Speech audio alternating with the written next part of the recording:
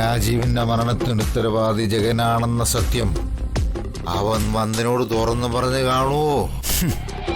അത് വന്ദനയോട് തുറന്നു പറഞ്ഞാലുള്ള ഭവിഷ്യത്തിനെ കുറിച്ച് ഓർക്കാതെ കിറുക്ക് പിടിച്ച അവസ്ഥയിലാണ് അവന്റെ നീക്കങ്ങൾ. സ്വന്തം വീട്ടിൽ പോലും കയറാതെ ആ മാധവന്റെ വീട്ടിൽ ചെന്ന് അടകടക്കേണ്ട വല്ല കാര്യമുണ്ടോ?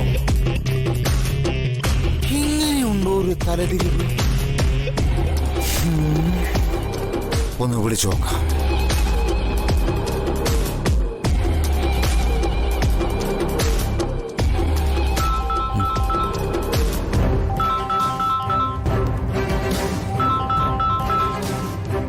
അച്ഛനാണല്ലോ. അച്ഛനെന്താ ഉറക്കമില്ലേ? തുടങ്ങി പ്രസവ വേദന. ഞാൻ വന്നതിനോട് ആക്സിഡന്റ് കാര്യം പറഞ്ഞോന്നറിയാൻ വേണ്ടി വിളിക്കുന്നത്. ഫോൺ എടുത്തില്ലെങ്കിൽ രാത്രി ഇങ്ങോട്ട് വെച്ച് പിടിക്കാനും പഠിക്കില്ല.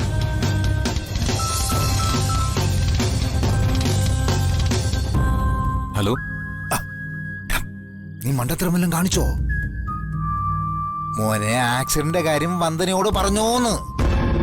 ഇല്ല, അതിനുള്ള അവസരം ഇതുവരെ കിട്ടിയില്ല. ആശ്വാസമായി.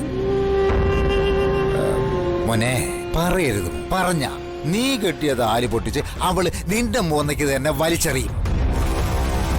നിന്നെ തളയ്ക്കാൻ വിലങ്ങുമായി പോലീസിനെ കൊണ്ടായിരിക്കും പിന്നെ അവളുടെ വരവ്.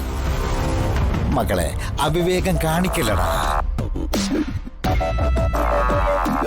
വന്ദനോടൊന്നും പറയരുത്. ഈ കാര്യത്തിലെങ്കിലും നീ അച്ഛൻ പറയുന്ന ഒന്ന് കേൾക്ക്.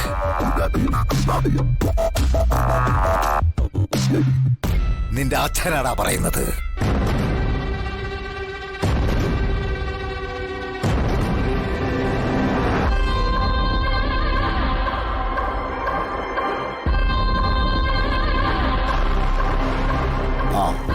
എന്നാ നാളെ നേരം വിളിക്കുമ്പോ തന്നെ വന്ദനയും കൂട്ടി ഇങ്ങ് എത്തിയേക്കണം.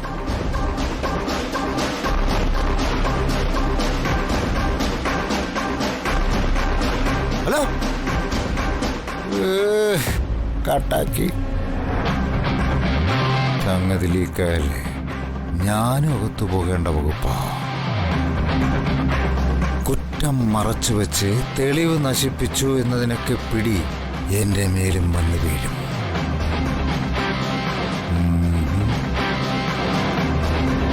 സ്വന്തം ഭാര്യയെ അറിയിക്കരുതെന്ന് കരുണാകരൻ ജഗനെ വിലക്കിയിട്ടുണ്ടെങ്കിൽ അതിനെന്തെങ്കിലും കാരണം കാണാതിരിക്കില്ല. അതെന്തായിരിക്കും? ആദ്യം അതെന്താണെന്ന് കണ്ടുപിടിക്കണം. അത് വെച്ച് ജഗന്റെ പത്തി ഒന്ന് മടക്കിയിട്ട് വേണം ഈ ആനന്ദവല്ലിയുടെ പത്തി ഒന്ന് നിവർത്താൻ.